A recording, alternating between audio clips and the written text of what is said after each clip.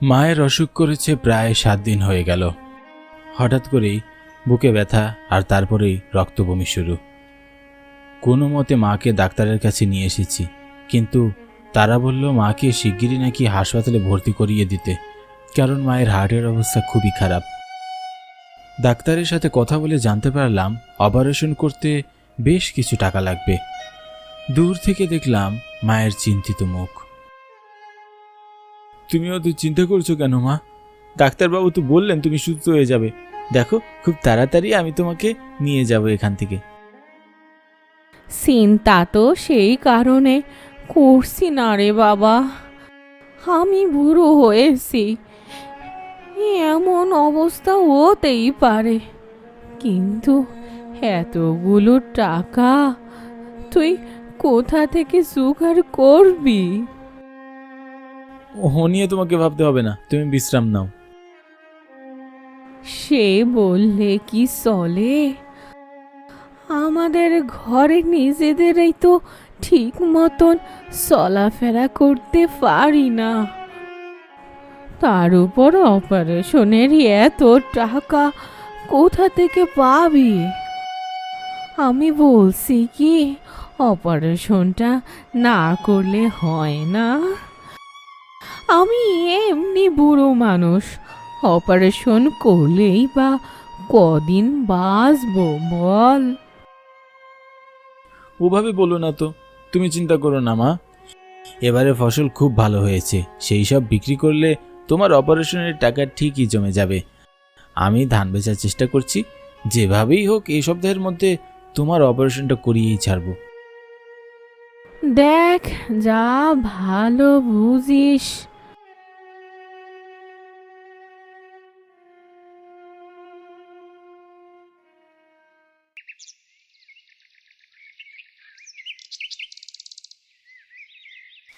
সকাল থেকে বাইরে বৃষ্টি পড়েই চলেছে।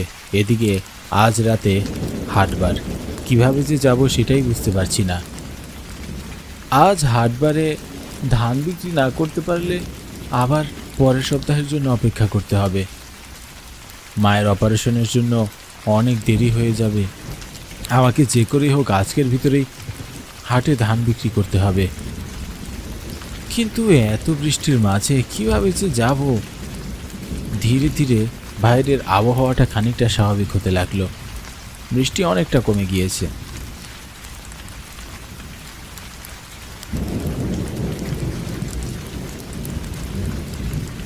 আমি একা হাতে সবগুলো বস্তা ভ্যানে তুলে রওনা হলাম হাটের উদ্দেশ্যে।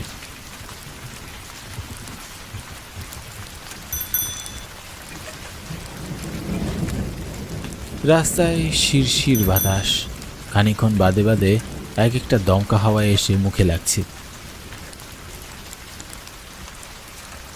কিছুক্ষণ পরেই ধানের হাট শুরু হবে, তাই বেশি দেরি না করে তড়িঘড়ি করে ভ্যান টানতে শুরু করলাম।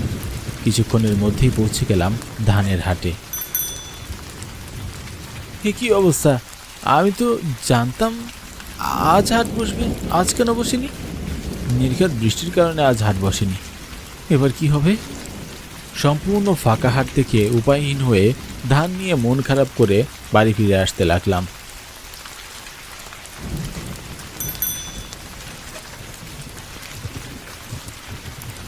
মাথায় আমার এক রাশ চিন্তা ঘুরপাক খাচ্ছে। আজ ধান বিক্রি না করতে পারলে আরও 1 সপ্তাহ অপেক্ষা করতে হবে, কিন্তু মায়ের অপারেশন তো এই সপ্তাহেই করাতে হবে। কতগুলো ধানের বন্দোবস্ত কিভাবে করব সে ভেবেই আমি এগোতে লাগলাম। চিন্তার মাথা যেন ধপধপ করছে, আর অন্যদিকে বৃষ্টি বেড়েই চলেছে। হুট করে রাস্তায় দেখলাম একটা চায়ের দোকান তখনও খোলা। চায়ের দোকানের নিচে ভ্যানটা দাঁড় করিয়ে একটা বেঞ্চিতে বসে পড়লাম।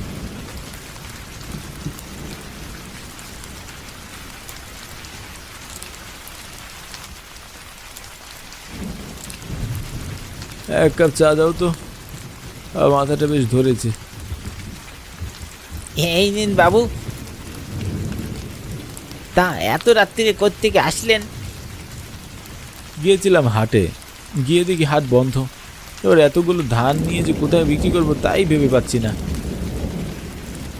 হাট তো প্রতি সপ্তাহে করলে পরের সপ্তাহে না হয় বিক্রি করে আসবেন, ও নিয়ে এত চিন্তা করছেন কেন? মায়ের শরীর খুবই খারাপ, এই সপ্তাহে অপারেশন করাতে হবে। ভেবেছিলাম ধান বিক্রি করে সব টাকা জোগাড় করতে পারবো। আরও এক সপ্তাহ অপেক্ষা করতে গেলে মায়ের অসুখ যে আরও বেড়ে যাবে। সে কি, এ তো ভারী দুশ্চিন্তা কথা বাবু। তা আপনি চাইলে ভবানীপুরের ধানের হাটে যেতে পারেন, সেখানে কিন্তু রোজ ধান বিক্রি হয়, রোজ খদ্দের আসে কেনাবেচা করতে। তা সেখানে বস্তা প্রতি কত টাকা দেয়?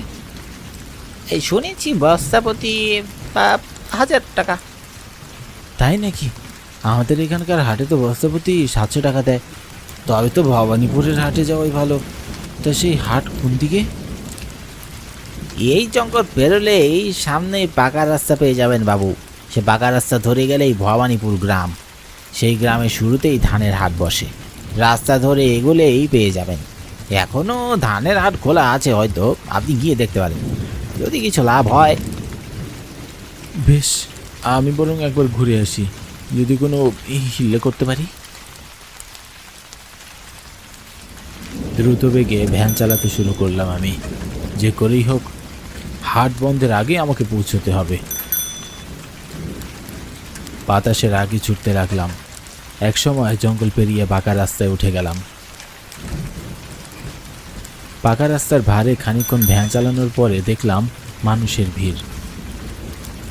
এখনো কিছু কিছু দোকান খোলা আছে, আর বেশ কিছু দোকান বন্ধের তোড়জোড় চলছে। দেখে বুঝলাম হাটের সময় প্রায় শেষ হয়ে এসেছে। তড়িঘড়ি করে কয়েকটা বস্তা ভ্যান থেকে নামিয়ে খদ্দের খুঁজতে লাগলাম। কপালবশত একজনকে পেয়েও গেলাম, কিন্তু সে মাত্র 10 বস্তা ধান নিল, তবে প্রতি বস্তা বাবদ 1000 টাকা দিল। প্রতি বস্তায় 1000 টাকা পেয়ে মনটা খুশি হয়ে গেল, কিন্তু সাথে সাথে একটু খারাপও লাগলো। ভাবতে লাগলাম যদি আরও কিছু আগে আসতাম তবে হয়তো সব ধানই বিক্রি করতে পারতাম। মন খারাপ করে সেদিন ভ্যান নিয়ে বাড়ি ফিরে এলাম, আর মনে মনে ঠিক করলাম পরদিন রাতে আবার যাব সেই ভবানীপুরের ধানের হাটে।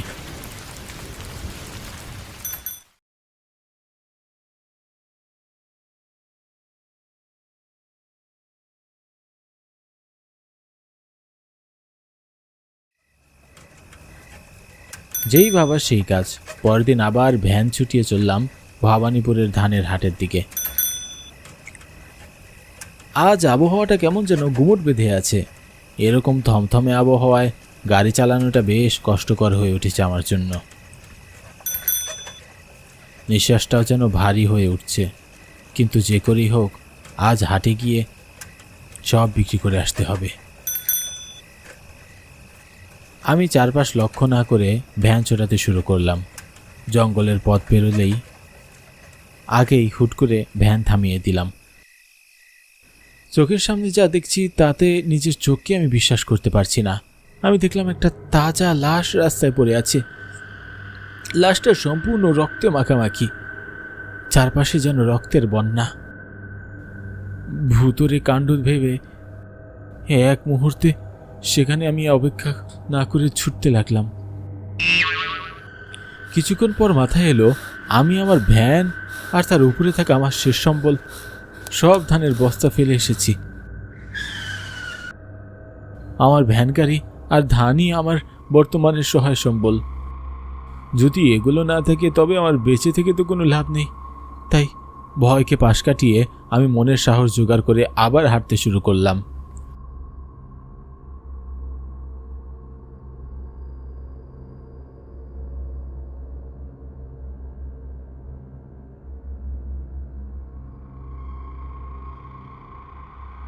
এই লাশটা তো এখানেই আছে, তার মানে এটা কোনো ভুতুরে ঘটনা নয়।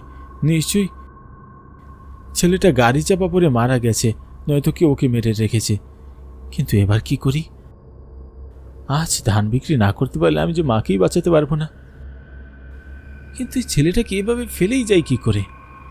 না, আমি এই ছেলেটার একটা গতি হবার আগে কোথাও যেতে পারি না। মানুষ হয়ে যদি মানুষের পাশে না দাঁড়াই তাহলে কেমন মানুষ আমি? সারা রাত লাশটার পাশে কাটিয়ে দিলাম আমি। লাশটা একটা ছোট ছেলের মনে হলো। লাশটার চেহারা রক্তের মাখামাখি না হলে স্পষ্ট বুঝতে পারতাম চেহারাটা। শরীরের গরম দেখে বোঝা যাচ্ছে ছেলেটার বয়স কম। বেচারা এত অল্প বয়সে প্রাণ হারালো। এরপর ধীরে ধীরে সূর্যের আলো ফুটল।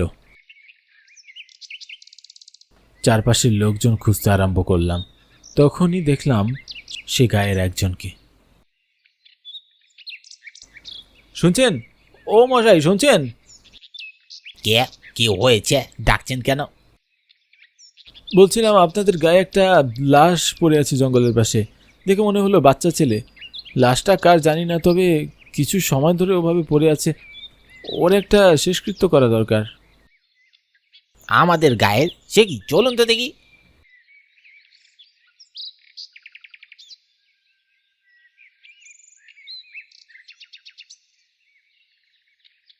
এ কি? এ তো আমাদের গায়ের ছেলে নয়ন। আরে বেচারা মারা গেল কি করে? কিছুদিন আগে ওর মায়ের অপারেশনের জন্য টাকা জোগাড় করার জন্য বেশ দৌড়াদৌড়ি করছিল। দুদিন আগে ওর মাটাও মারা গেছে শুনেছি। পাড়ার ছেলেটার এভাবে অকাল মৃত্যু হলো। আহারে, চলুন চলুন, গায়ে সলকে ডাক দিয়ে শেষকৃত্যের কাজ করি। বেশ, চলুন।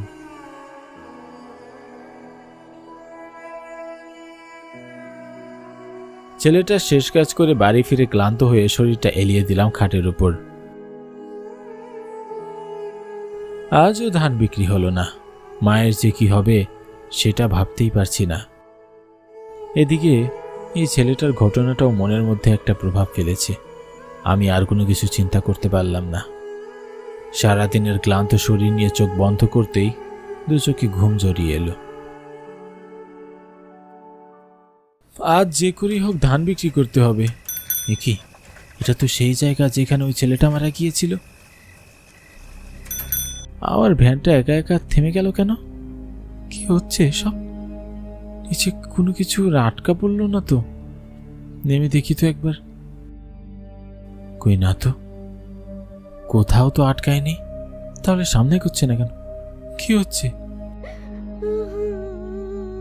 কে কে কাঁদে? এ কি, ওখানে কে বসে আছে?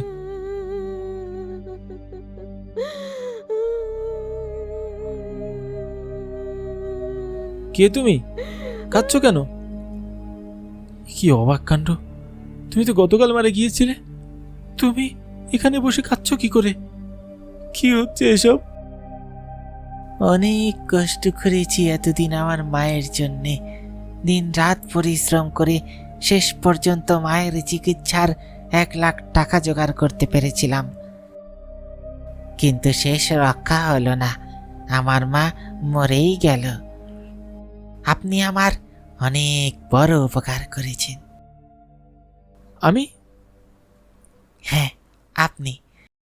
আমি পুরো একদিন ধরে ওখানে রক্তাক্ত অবস্থায় পড়েছিলাম, কিন্তু কেউ আমাকে দেখেনি। কয়েকজন দেখেও ভয়ে পালিয়েছে। ওভাবে পড়ে থাকতে দেখে আমার ভীষণ কষ্ট হচ্ছিল। শেষে আপনি এসে সাহস করে আমার শেষ কাজ করে আমাকে মুক্তি দিয়েছেন। আপনার মায়ের চিকিৎসার জন্য টাকা প্রয়োজন, অথচ আপনি সেটা না করে আমার জন্য এত কিছু করলেন। আমি আপনাকে একটা জিনিস দিতে চাই। কি দিতে চাও? হে, এই নিন একটা চাবি। কিসের চাবি? আমি কষ্ট করে আমার মায়ের জন্য 1,00,000 টাকা জমিয়েছিলাম। এটা সেই বাক্সের চাবি। আপনি ভবানীপুরের ঘোষপাড়ায় আমার বাড়িতে যান। সেখানে খাটের নিচে একটা বাক্স আছে, সোনালি রঙের। সেই বাক্সটা এই চাবি দিয়ে আপনি খুলতে পারেন। তার ভিতরেই 1,00,000 টাকা আছে। আমি আমার মাকে তো বাঁচাতে পারিনি ঠিকই, কিন্তু আপনি যদি আপনার মাকে বাঁচান তাহলে আমি মনে মনে বিশ্বাস করব আমি আমার মাকে বাঁচাতে পেরেছি। তুমি তোমার টাকাগুলো আমায় দিয়ে দিবে? হ্যাঁ, দিয়ে দেব। ভোর হয়ে আসছে, দিনের আলো ফুটলে আমি আর থাকতে পারবো না।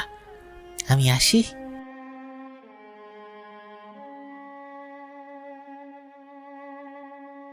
এ কি, আমি বিছানায় শুয়ে আছি কেন? ও, তার মানে আমি সময় স্বপ্নে দেখছিলাম। আমি এরকম স্বপ্ন কি করে দেখলাম? কি আমার বালিশের পাশে সেই চাবিটা, যেটা নয়ন আমাকে দিয়েছিল স্বপ্নের ভিতর? তার মানে নয়ন সত্যি সত্যি এসেছিল।